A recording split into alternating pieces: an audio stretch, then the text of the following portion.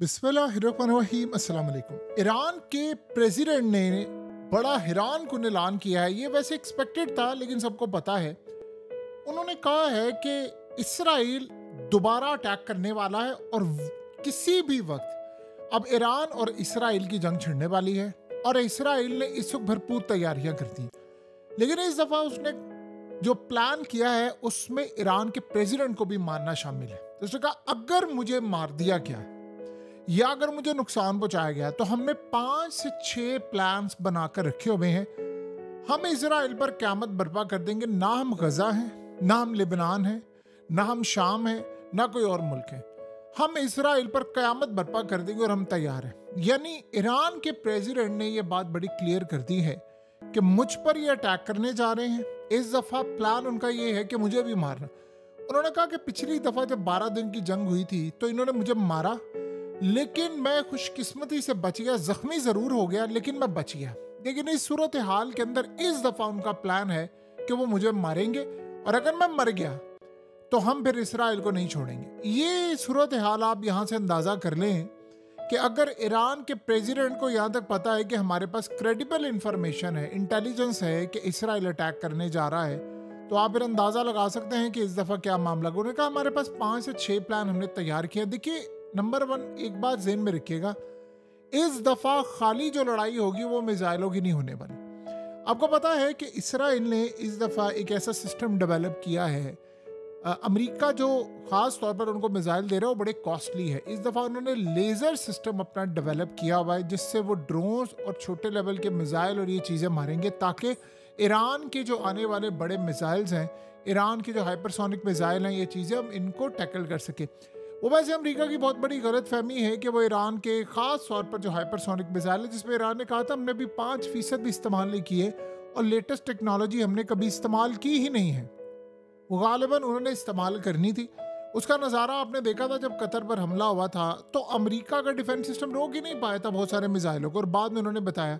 तो ये बात आप ज़हन में रखिएगा, 2 चीज़ों को बड़ा क्लियरली कि ईरान के ऊपर एक बड़ी जंग मुसल्लत होने वाली है और ये इंडिया पाकिस्तान की जंग से कम से कम 100 गुना बड़ी जंग होने वाली है। ये आप ज़हन में रखिएगा, ये उससे बहुत बड़ी जंग होने वाली है। ये तब हुआ है जब डोनाल्ड ट्रंप ने आज ऐलान किया, उसने कहा पहली दफ़ा मिडल ईस्ट के अंदर एक ऐसी सूरत हाल है कि सारे ऑन बोर्ड हो चुके हैं और एक बड़ा सरप्राइज यानी अब आने वाला है, यानी उसका वो ऐलान करने के लिए जा रहा है। अब वो क्या सरप्राइज होगा, चले एक तो गजा जंग के बारे में सूरत हाल कुछ सामने आ रही है, लेकिन उसने कहा कि अब हमारे पास एक बहुत बड़ा प्लान है और सारे ऑन बोर्ड हो चुके हैं। लेकिन असल कहानी ये है, अमेरिका ईरान को कह रहा है कि तुम अपना यूरेनियम हैंड ओवर कर दो, हमारे जितना सब कुछ है, वरना इसराइल तुम्हें तबाह करके रख देगा। अब यहां तक ये सूरत हाल आ रही। अब ट्रंप अगर ओपनली ये बात करता है, ओपनली अगर ये बात करता है कि जी आप हवाले कर दो, तो सारे पूछेंगे तुमने तो कहा था हमने न्यूक्लियर फैसिलिटीज को तबाह करके ईरान को 70 साल पीछे धकेल दिया है,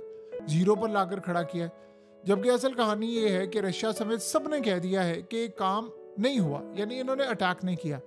देखिए, 2 चीज़ें आप ज़हन में रखिएगा। ईरान में आयतुल्लाह अली खामनई ने ख़ास तौर पर ये हिदायत जारी कर दी हैं कि उनके बाद, यानी उन्होंने खुद नामजद नहीं किया, वहाँ पर ऐसा सिस्टम नहीं होता कि जी ये फलाने, बस उन्होंने उनकी जो रिकमेंडेशन होती है कि उनसे पूछा जाता है कि आपके बाद कौन मौजू है, तो उन्होंने 3 नाम दिए हुए हैं और बताया है कि मेरे बाद ये आप इनको बना सकते हैं, ये काबिल है, लेकिन बनाना किसको है ये आप पे है। यानी उन्होंने कोई जोर किसी को नहीं दिया हुआ। इस दफा अगर प्रेसिडेंट को मारने के लिए आ रहे हैं, ये ज़हन में रखिएगा, मसूद पेज़ेश्कियां वो शख्स है जिसने डे फर्स्ट से आयतुल्लाह अली खामनई के सामने ये एक दीवार खड़ी कर दी थी कि हमें इसराइल से लड़ाई नहीं करनी, हमें अलग से ये सारा मामला रखना है, हमें मईशत को बेहतर करना है, हमें जंगों पर पैसा ज़ाया नहीं करना, मिसाइलों पर पैसा ज़ाया नहीं करना। लेकिन जब इसराइल की जंग हुई है और उन्होंने सारी लीडरशिप को मार दिया है और इनको भी मारा है, ये 2 चीज़ें आप ज़हन में रखिएगा, बल्कि 3 चीज़ें ऐड करें। आयतुल्लाह अली खामनई 60 सेकंड के अंदर उनको निकाल कर ले गए थे अंडरग्राउंड से, वरना उनको भी मार दिया जाता। एक चीज, मसूद पेज़ेश्कियां को मारा था, वो बच गया है। और तीसरा, रिजीम चेंज।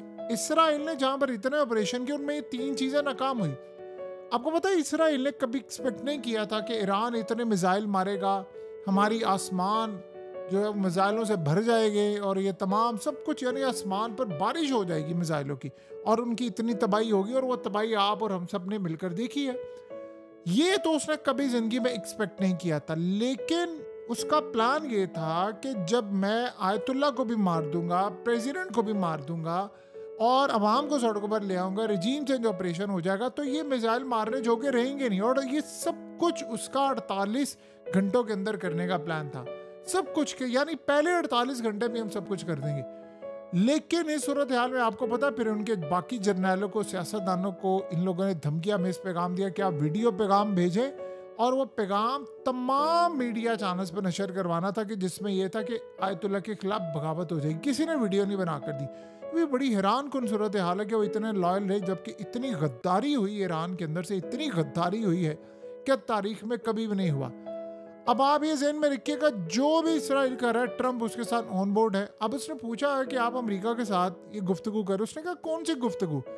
अमेरिका का नुमाइंदा आता है और वो आकर यहाँ पर बात कुछ और करता है, उधर जाकर कुछ और बात करता है। उनका इन पर भरोसा नहीं किया जा सकता। और मसूद पज़ेश्कियान वो शख्स हैं जो चाहते नहीं थे जंग हो। अब जब इसराइल ने उनको भी मारने की कोशिश की, और ये बात अब उनको पता है कि मैं हिट लिस्ट पर हूँ, किसी भी वक्त मुझे कभी भी कहीं पर भी मारा जा सकता है, लिहाजा अब उन्होंने प्लान कर लिया है कि ठीक है, अगर इन्होंने मुझे मारना है और हम पर जंग मुसल्लत करनी है तो ठीक है, हम लड़ाई लड़ने के लिए तैयार है। और इस चक्कर में अब ईरान के पास ऑप्शंस डिफरेंट है। देखिए, EMP हमला, ब्लैकआउट हमला, और इसके अलावा हर तरह की लड़ाई।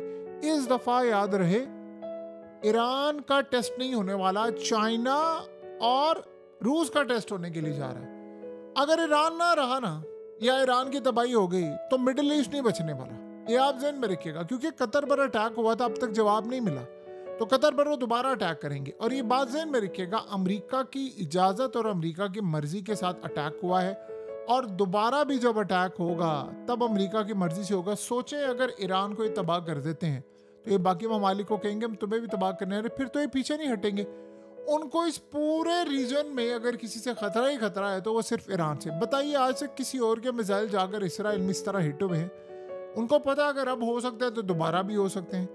और ये याद रहे कि आप सब जानते हैं कि पैट्रियट डिफेंस सिस्टम इसराइल ने यूक्रेन को पहुंचा दिया है।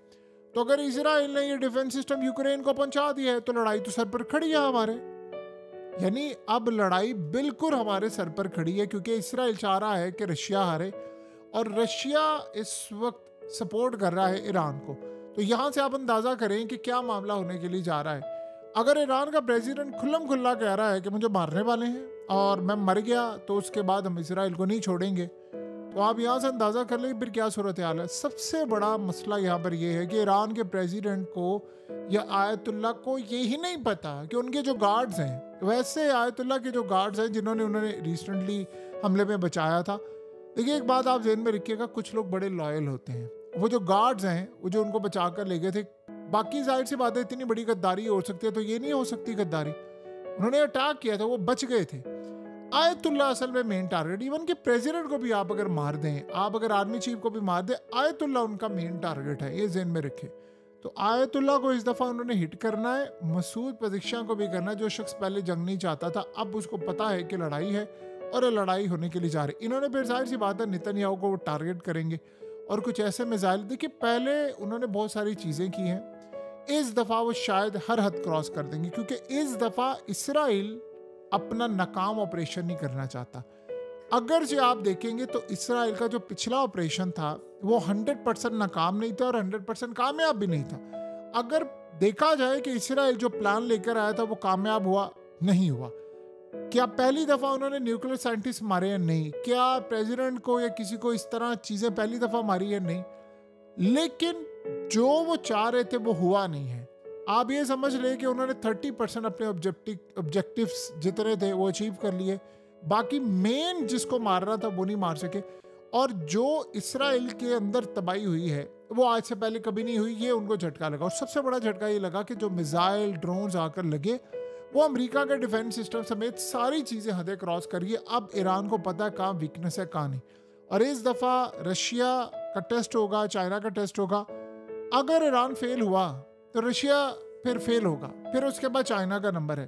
तो ये बात आप अच्छी तरह समझ लें। वैसे शी जिनपिंग की अब जो मुलाकात होने के लिए जा रही है डोनाल्ड ट्रंप के साथ, उस मुलाकात में वो एक चीज़ उसके सामने रखना चाहते हैं, क्योंकि अब देखिए चाइना टारगेट कर रहा है अमेरिका को, हर जगह चैलेंज कर रहा है। वो चीज़ क्या है कि आप ओपनली कहेंगे, ट्रंप ओपनली कहेगा कि वो ताइवान की आज़ादी किसी से तस्लीम नहीं करेंगे। पहले वो कह रहा था कि ठीक है हम सपोर्ट नहीं करेंगे, चलो हम यहाँ तक आ जाते। वो कह रहे नहीं, तुमने ये कहना है कि किसी सूरत आज़ादी काबिल कबूल नहीं है और ये चाइना का हिस्सा है। तो देखिए अब क्या बनता है।